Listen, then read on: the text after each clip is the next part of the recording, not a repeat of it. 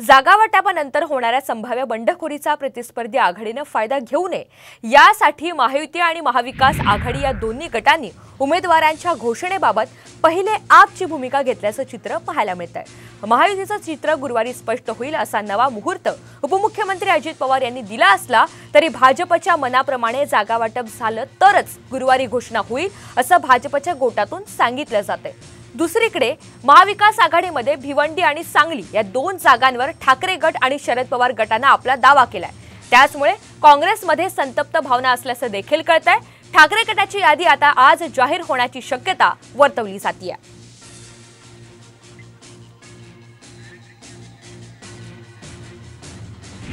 दरम्यान शिवसेनेच्या शिंदे आणि ठाकरे गटांचं देखील एकमेकांच्या हालचालींवर बारीक लक्ष आहे। ठाकरे गटाची यादी जाहीर झाल्यानंतरच शिंदे गट उमेदवारांची घोषणा करण्याची शक्यता आहे, तर शिंदे गटाने विद्यमान खासदारांना तिकीट नाकारल्यास त्यांना दरवाजा उघडण्याची ठाकरे गटाने तयारी केली आहे। शिंदे गटातून परतीचा ओघ सुरू झाल्याचं चित्र निर्माण करण्यासाठी ही रणनीती आखली जाते। नेमक्या याच कारणामुळे शिंदे गटाकडून उमेदवारांची घोषणा लांबवली जाते। ठाकरे गटाचा उमेदवार जाहीर झाल्यानंतर मुख्यमंत्र्यांचा पक्ष आपले उमेदवार जाहीर करण्याची शक्यता आता वर्तवली जाते। अधिकची माहिती आपल्याला या संदर्भात सूरज सावंत देत आहे। सूरज, शिवसेनेच्या शिंदे आणि ठाकरे गटांचं देखील आता एकमेकांच्या हालचालींवर अतिशय बारीक लक्ष आहे। काय घडतं या दोन्ही गटांमध्ये?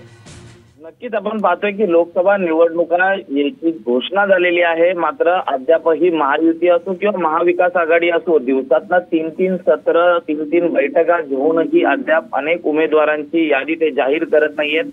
आज संभाव्य उमेदवारी जाहीर करण्याची शक्यता आहे, मात्र दोघंही एकमेकांच्या चाली ओळखून आहेत। त्यामुळे संभाव्य बंडखोरी प्रतिस्पर्धी आघाडी याला फायदा होऊ नये या अनुषंगाने दोन्ही गटातील उमेदवारांच्या घोषणेबाबत एकूणच दोघं जण लक्ष ठेवत असल्याचं पाहायला मिळत आहे। खरं तर महायुतीत आपण पाहिलं तर भाजप आणि शिवसेनामध्ये रस्सीखेच सुरू आहे, तर महाविकास आघाडीत आपण पाहिलं तर भिवंडी आणि सांगलीच्या जागेवरून काँग्रेस आणि शिवसेनेचं घोडं अडल्याचं पाहायला मिळत आहे। तर मलिक राष्ट्रवादीकडनं अनेक मागण्या केल्या जात आहेत, त्यातच वंचितची भूमिका ही देखील महत्वाची आहे। त्यामुळे सगळ्यांचाच मेळ घालणं हे कुठेतरी महाविकास आघाडीला सध्या तरी जमत नसताना दिसतंय। मात्र महायुतीत अद्यापही नाराजी यातूनच सगळा संघर्ष सुरू असल्याचं पाहायला मिळतंय।